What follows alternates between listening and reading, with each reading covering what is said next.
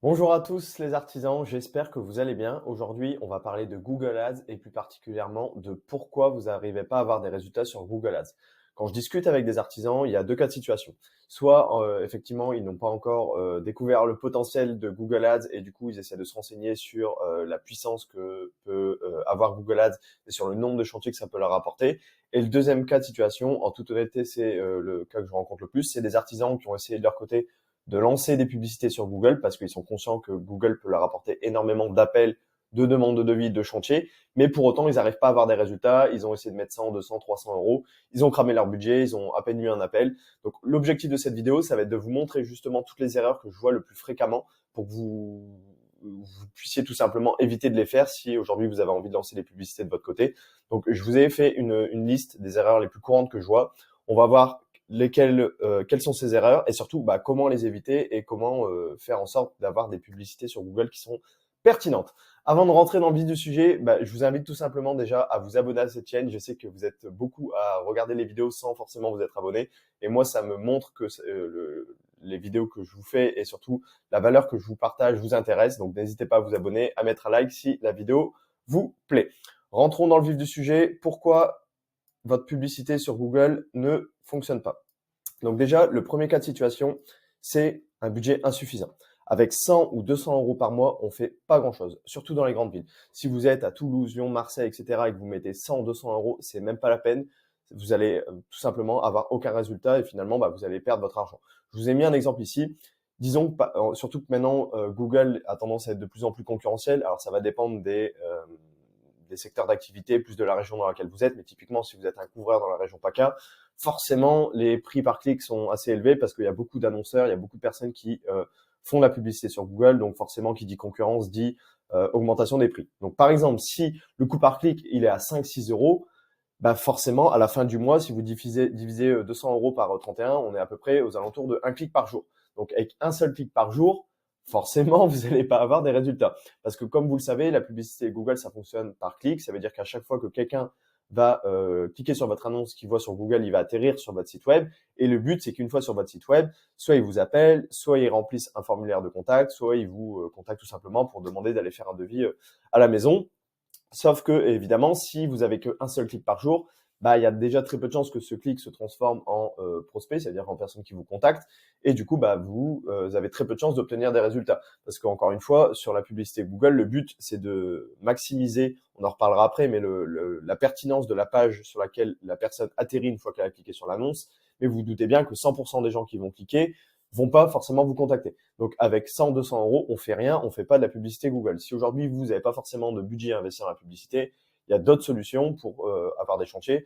Vous pouvez créer du contenu sur les réseaux sociaux, que ce soit sur Facebook, sur LinkedIn, sur Instagram, sur YouTube, en fonction de si vous êtes plus à l'aise avec du contenu écrit et vidéo. Bref, c'est pas le sujet de cette vidéo. Vous pouvez déjà optimiser votre fiche Google Maps. Ça, c'est vraiment la base pour avoir des appels, des demandes de devis, des chantiers, c'est d'optimiser votre fiche Google Maps. Vous pouvez créer un site web. Encore une fois, c'est la base d'une stratégie de marketing digital parce que ça va être, ça représente votre vitrine, votre savoir-faire avec vos témoignages clients, etc. Donc, il y a pas mal de solutions à mettre en place avant de faire la publicité Google, surtout si vous n'avez pas les moyens d'investir. La deuxième erreur que je vois assez fréquemment, c'est une stratégie d'enchère inappropriée. Pour faire simple, c'est pas forcément vrai à 100%, mais pour faire très simple, c'est le plus offrant qui obtient la meilleure visibilité. Donc c'est corrélé avec ce que je disais notamment vis-à-vis du budget précédemment, c'est qu'effectivement, si vous aujourd'hui vous avez un petit budget, déjà vous n'allez pas forcément avoir la meilleure visibilité, mais au-delà de ça, si vous choisissez une stratégie d'enchère qui est inappropriée, forcément vous n'allez pas avoir une bonne visibilité. Je m'explique. Pour avoir déjà audité pas mal de comptes Google Ads d'artisans, pour comprendre justement où étaient les problèmes et pourquoi ils n'avaient pas de résultats, il y en a beaucoup qui déjà relient mal la stratégie de conversion au site web, c'est-à-dire que quand vous faites de la publicité sur Google, vous devez installer le Google Tag Manager. C'est quelque chose qui va permettre justement de traquer, de surveiller toutes les conversions sur votre site web. Donc, qu'est-ce que c'est une conversion? Qu'est-ce on cherche à surveiller? Ça va être les appels téléphoniques, ça va être les formulaires de contact pour les demandes de devis.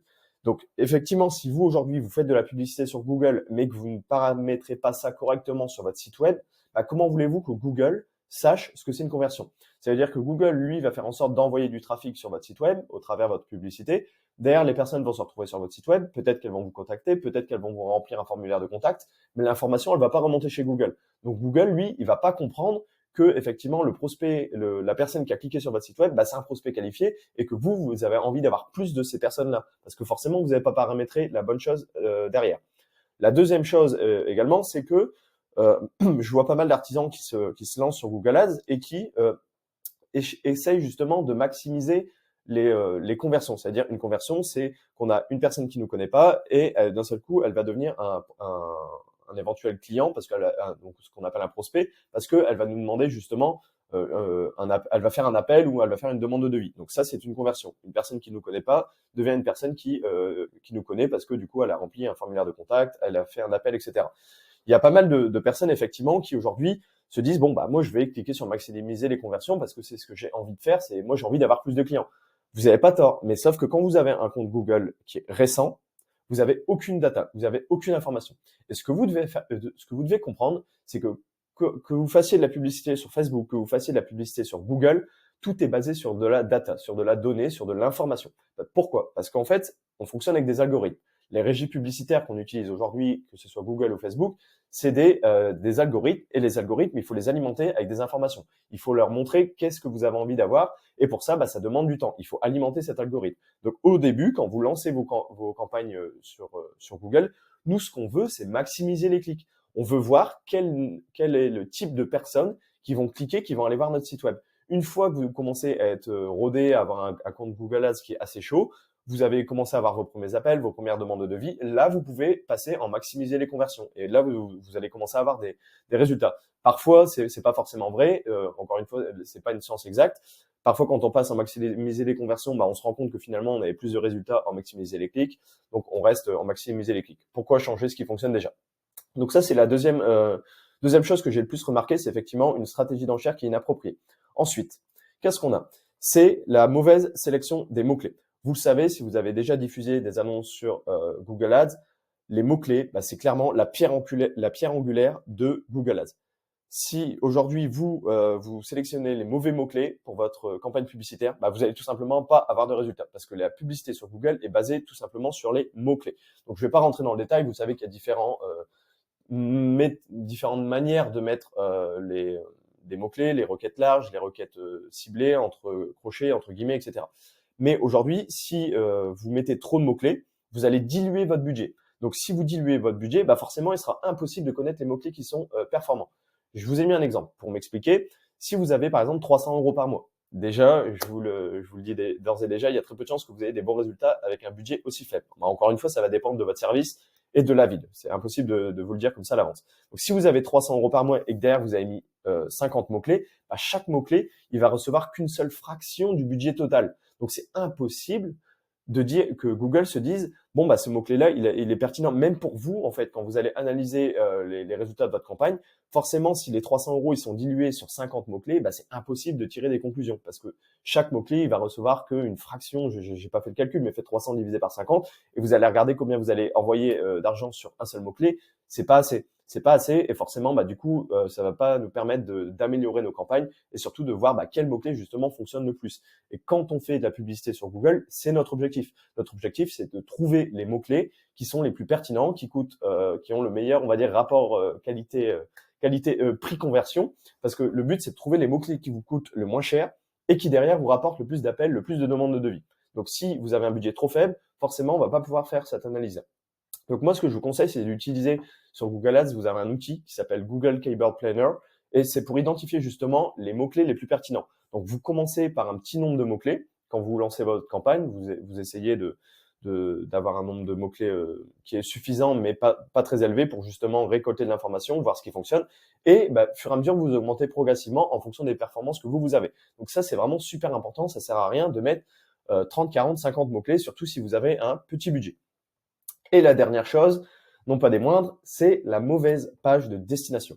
Le nombre d'artisans que je vois faire de la publicité Google et qui derrière ont une page, qu'est-ce que j'entends par page de destination? C'est une fois que la personne clique sur votre annonce, elle va atterrir sur votre site web ou sur une page, ce qu'on appelle une landing page, une page dédiée à justement la publicité.